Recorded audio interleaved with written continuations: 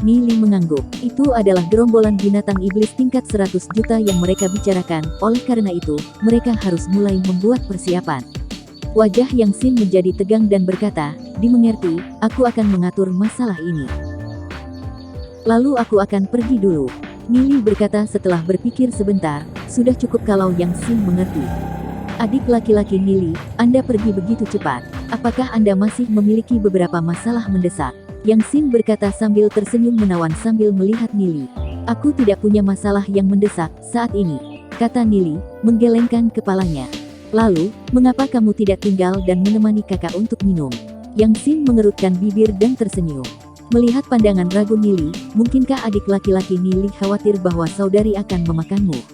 Datang dari tempat Yeziun, suasana hati Nili belum sebagus seluruh perjalanan di sini. Dia tidak khawatir Yang Xin akan memakannya. Meskipun Yang Xin telah menunjukkan penampilan seperti itu, tetapi di dalam hatinya, dia hanya ingin menggoda Nili. Alasan mengapa Yang Xin bisa duduk di posisi Direktur Asosiasi Alkemis bukanlah karena penampilannya, tetapi karena metode penanganannya. Dia mampu mengelola seluruh asosiasi alkemis dengan sangat baik. Di masa depan, akan ada banyak hal yang akan membutuhkan bantuan dari Yang Xin. Baiklah, aku akan menemani kakak perempuan yang untuk minum. Nili menjawab, setelah merenung sebentar. Langit menjadi gelap, Nili dan Yang Xin duduk di atas meja batu di halaman. Dunia macam apa di luar Glory City? Sejak lahir, aku, Yang Xin, tumbuh di kota Glory. Yang terjauh yang pernah saya kunjungi, adalah beberapa puluhan mil jauhnya. Seperti burung yang dikurung, kehidupan ini sangat membosankan. Yang Xin mengeluh, sedikit mabuk. Melihat Yang Xin, tatapan Nili bergeser ke langit yang jauh dan berkata, di luar Glory City, ada pegunungan leluhur. Pegunungan ancestral membentang sejauh ribuan mil, dengan dua suku masih selamat.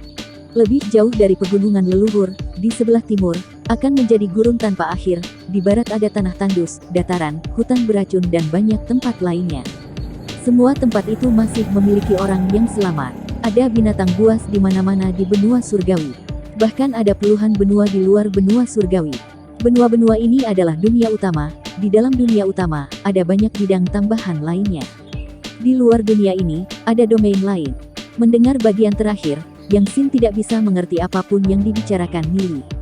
Dunia utama apa? Apa bidang tambahan? Apa domain lain? Dia hanya bisa menebak bahwa dunia yang dibicarakan Nili harus sangat besar, sampai-sampai dia tidak akan pernah bisa menatap matanya seumur hidupnya. Yang Xin menghela nafas karena tidak ada manusia. Di dunia yang luas ini, mereka terjebak di kota Glory yang kecil ini dan berjuang untuk bertahan hidup. Ke dunia yang luas, bersorak, Yang Xin mengangkat kepalanya dan meneguk seluruh cangkir sekaligus. Saya, Yang Xin, seorang yatim piatu. Saya menderita segala macam ejekan ketika saya masih kecil dan perlahan-lahan naik ke posisi saya saat ini. Apa yang saya andalkan? Penampilan. Salah, saya mengandalkan kekuatan. Sampai sekarang, orang-orang yang bersaing dengan saya, yang salah satu dari mereka tidak yakin. Yang Xin mabuk. Ketika Nili memikirkan Yeziun, dia tidak bisa menahan perasaan sedih dan kemudian menelan anggur di tangannya juga. Untuk kekuatan kakak yang bersorak, posisi Direktur Asosiasi Alkemis yang aku duduki ini, ada banyak orang yang mengamatinya, tapi aku masih duduk dengan kuat di sana. Tapi bagaimana? Saya memiliki kenalan di seluruh dunia, tetapi tidak ada yang mengerti hati saya. Yang Xin tersenyum pahit dan minum secangkir lagi. Saya telah berjuang untuk seluruh hidup saya, tetapi menemukan bahwa semuanya begitu tidak berarti. Kakak perempuan Yang Xin, tidakkah kamu masih memiliki aku? Nili tertawa. Dia tiba-tiba memahami kesepian Yang Xin dalam kehidupan sebelumnya. Apakah dia tidak merasakan hal yang sama?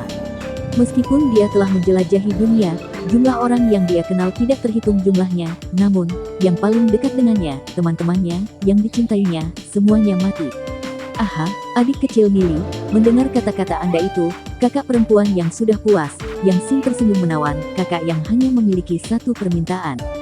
Jika binatang iblis angin salju menembus ke kota Glory, saya ingin adik kecil Nili membuat kakak perempuan yang bahagia dan kemudian membakar mayat saya. Jangan biarkan binatang iblis itu memakan mayat saya. Tidak, selama aku di sini, aku tidak akan membiarkan Glory City dihancurkan oleh gerombolan binatang iblis. Kata Nili, ekspresinya berubah serius. Iya, saudari percaya padamu. Kata Yang Xin, mengangguk. Mereka berdua minum sampai larut malam. Nili menceritakan semua tujuannya. Dia ingin menjadi ahli yang ekstrim di antara wilayah tanpa akhir, tidak memiliki siapapun yang mengancam keluarganya, teman, dan orang yang dicintainya. Di kamar Yang Sin menempatkan Nili yang sedikit mabuk di tempat tidur. Menonton senyum tidur Nili yang manis, dia tersesat untuk beberapa waktu. Dia memang banyak minum, tetapi dia memperhatikan bahwa Nili minum lebih banyak darinya. Dia memiliki tubuh yang berbakat dan sangat cepat sadar. Dalam kegelapan, matanya sangat jernih. Yang Sin menggerakkan tubuhnya dari jarak dekat ke wajah Nili. Curang di kerahnya bisa terlihat samar-samar, sangat menggoda. Sambil menatap wajah Nili untuk waktu yang lama, pipi Yang Sin memerah. Dia sebenarnya memiliki perasaan untuk seorang remaja. Dia menghela nafas. Ketika aku lahir, rajaku belum lahir. Pada saat rajaku lahir, aku sudah tua. Jika kakak perempuan 10 tahun lebih muda, mungkin saya akan seperti Xiao Ming'er, mengejar Anda tanpa peduli. Adik laki-laki Nili memperlakukan orang lain dengan tulus. Anda pasti pria yang baik. Sayang sekali bahwa kita tidak pernah dimaksudkan untuk bersama. Adik laki-laki Nili ditakdirkan menjadi naga yang menjelajah 9 surga, dan saudari ditakdirkan untuk tinggal di sini sampai saya tua, dengan penampilan saya memudar. Namun, untuk bisa mengenal adik kecil Nili, saya sudah tidak menyesal. Yang Sin menatap wajah Nili, perlahan membungkuk dan mencium keningnya. Dia tersenyum pahit, perlahan berdiri dan berjalan keluar. Bahkan jika dia wanita yang kuat, lalu bagaimana? Dia masih belum memiliki pria yang bisa diandalkan. Siapa yang bisa memahami kesepian seperti ini? Di bawah sinar bulan, postur anggunnya seperti lotus salju, murni dan bergerak. Meskipun Yang Sin pergi, ruangan itu masih melekat dengan keharumannya. Meskipun Nili minum banyak, dia masih bisa mempertahankan kesadarannya. Kalau tidak, jika Yang Sin melakukan sesuatu, maka sudah terlambat baginya untuk menyesal. Jika Yang Sin melakukan sesuatu, Nili akan benar-benar menolak. Melihat Yang Sin pergi, Nili menghela nafas lega. Meskipun Yang Sin menawan dan menggoda dan selalu menggoda Nili, dia masih tahu batas kemampuannya. Nili tampaknya bisa memahami kesedihan di dalam hati Yang Sin. Yang Sin tampaknya adalah wanita yang kuat dari permukaan, tetapi pada kenyataannya, dia adalah orang yang menyedihkan. Nili duduk, bersila, dan melarutkan alkohol di dalam tubuhnya sebelum dia melanjutkan melatih kekuatan jiwanya. Malam gelap, gelap gulita. Hanya beberapa tempat di City Lord's Mansion yang masih menyala dengan cahaya. Ada cahaya lilin samar di ruang belajar Ye Zong. Ye Zong sedang membaca berbagai surat kabar. Setiap hari, dia harus menangani laporan yang datang dari semua jenis sumber, termasuk perilaku binatang buas di sekitarnya dan pergerakan guil kegelapan. Merasa sedikit lelah, Ye Zong berdiri. Dia sedikit memadatkan kekuatan jiwanya dan langsung, kelelahan fisik di tubuhnya menjadi berkurang banyak. Dia melihat ke arah halaman Ye Ziyun, mengingat situasi di mana dia memukul Nili sebelumnya di Tai Yi Killing Arai. Dia tidak bisa menahan senyum di wajahnya. Sekali waktu, saat Ye Zong berpikir tentang Nili, dia akan mengepalkan giginya karena marah. Tapi sekarang, setelah kesannya tentang Nili berubah, setiap kali dia memikirkan Nili, itu berubah menjadi suasana hati yang berbeda. Tepat ketika Ye Zong sedang bersiap untuk terus membaca laporan, seorang pria berjalan ke pintu dan mengetuk. Silahkan masuk. Ye Zong melirik pintu, dia sudah bisa merasakan aura Ye Han.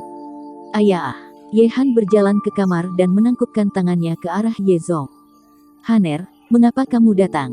Kata Ye Zong, tersenyum. Aku ingin ngobrol dengan ayah. Kata Ye Han, setelah mempertimbangkan beberapa saat. Baik, Ye Zong mengangguk. Beberapa hari terakhir ini, saya perhatikan bahwa ada banyak orang asing yang tinggal di halaman Ye Ziyun dan merasa sedikit bingung tentang hal itu. Jadi saya bertanya-tanya apakah saya harus membicarakannya. Ye Han menundukkan kepalanya, tatapannya tertuju, tidak pasti dan tidak menghadapi Ye Zong. Seharusnya Nili dan teman-temannya. Mereka adalah teman sekelas Ziyun dan hanya tinggal di halaman Ziyun saat ini. Kata Ye Zong. Bagaimana mungkin dia tidak melihat bahwa Ye Han masih memiliki niat untuk Ye Ziyun? Kecuali, mereka berdua memiliki jarak usia terlalu besar di antara mereka, belum lagi hubungan mereka adalah kakak dan adik. Mereka sama sekali bukan pasangan yang cocok. Mengamati sekarang, jika Ye Han dibandingkan dengan Nili, Ye Zong akan lebih bersedia untuk menikahi Yuner dengan Nili. Karena motif Ye Han terlalu dalam, membiarkan Ye Zong merasakan sedikit ketidaknyamanan. Ayah, saya mengerti. Selama ini, ayah telah mengasuh dan mengajar saya, ingin menyerahkan posisi tuan kota kepada saya. Dan saya kekurangan bakat, tidak mampu memenuhi harapan ayah. Di masa lalu, ketika saya tinggal di jalanan, ayah yang membawa saya ke City Lord's Mansion. Aku hanya ingin membalas rahmat ayah, aku tidak pernah memiliki harapan untuk posisi tuan kota. Ye Han tiba-tiba berlutut dengan air mata di wajahnya. Ye Zong, melihat situasi ini, segera berkata kepada Ye Han, "Haner, aku mengerti kamu. Bakat Anda luar biasa, Anda pasti akan melampaui saya dalam hidup Anda. Namun, ada banyak hal yang tidak sesuai dengan keinginan Anda atau saya. Aku hanya berharap kamu bisa melepaskannya." Saya mengerti. Baru-baru ini, kultivasi Ziyun telah melonjak pesat, menunjukkan bakat luar biasa dan telah jauh melampaui saya. Ye Han menyela, suaranya yang serak bergetar. Memiliki Ziyun dalam posisi tuan kota, itu wajar. Kecuali, Anda selalu mengatakan kepada saya untuk berlatih dengan pahit untuk menjadi penguasa kota yang baik, dan saya selalu memperhatikan kata-kata Anda dan bekerja keras, tidak mengendur sedikit pun. Dan sekarang, Anda memberitahu saya bahwa semuanya bukan keputusan Anda. Sudahkah Anda mempertimbangkan perasaan saya? Semangat seperti itu dengan semua harapan hilang. "Haner, aku minta maaf," kata Ye Zong, "meminta maaf. Dari saat aku melihat Ziyun, aku berkata pada diriku sendiri bahwa aku harus menikahinya sebagai istriku. Namun, Anda tidak pernah mengenali saya di hati Anda telah memandang rendah saya di hati Anda. Anda merasa bahwa saya hanya anak tunawisma, saya tidak layak untuk keluarga angin salju Anda. Saya telah menantikan suatu hari berada di posisi tuan kota, dapat menikahi Ziyun. Dan sekarang, Anda memberitahu saya bahwa saya tidak cocok untuk menjadi tuan kota. Kamu yang merampas mimpiku, dan sekarang, aku telah menjadi kulit kosong. Saya tidak punya apa-apa," Ye Han berkata dengan linglung. "Haner." Ye Zong merasa sangat bersalah. Sejak dia berhubungan dengan Nili, dia mengerti bahwa kepercayaan yang dia miliki salah. Dia harus memberikan perhatian lebih untuk Yuner dan Ye Han, dan tidak terus-menerus memaksa mereka untuk mencapai harapannya. Dia maju selangkah dan memeluk Ye Han. "Haner, aku mengerti semua keluhan di hatimu, ini kesalahanku. Aku seharusnya tidak menaruh tanggung jawab yang begitu besar ke pundakmu, memaksamu untuk memenuhi harapanku. Anda harus memiliki kehidupan yang lebih baik, dan bukan apa yang saya paksa pada Anda." Tepat ketika Ye Zong berpegangan pada Ye Han, mata Ye Han bersinar dengan sinar dingin, ekspresinya tiba-tiba berubah ganas. Sebuah belati tiba-tiba muncul di tangan kanan Ye Han dan dengan keras menusuk punggung Ye Zong. Pada saat itu, darah segar keluar. Ye Zong tiba-tiba diserang oleh Ye Han, merasakan racun menuju langsung ke jantungnya. Hatinya tiba-tiba diganti dengan kemarahan dan memberi Ye Han serangan telapak tangan, membuatnya terbang keluar. Dia terhuyung-huyung untuk beberapa langkah untuk menguatkan dirinya dan matanya dipenuhi amarah saat dia menatap Ye Han.